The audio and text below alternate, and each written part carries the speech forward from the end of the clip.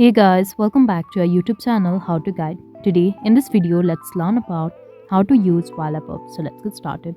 At first let's get into any browser and search for Wallapop, and let's get into this website over here.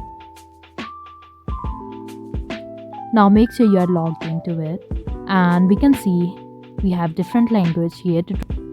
To change or translate the language, simply click on this three dots icon on the top right corner and click on translate. Now you can simply click on start button over here in the bottom left to start buying or selling second-hand things in Wallapop. So let's tap on this. Now we can see various items to be sold over here. Now you can simply tap on any of this and easily buy by continuing the payment method. And if you want to sell something, we can see this plus icon over here in the bottom. So let's tap on this.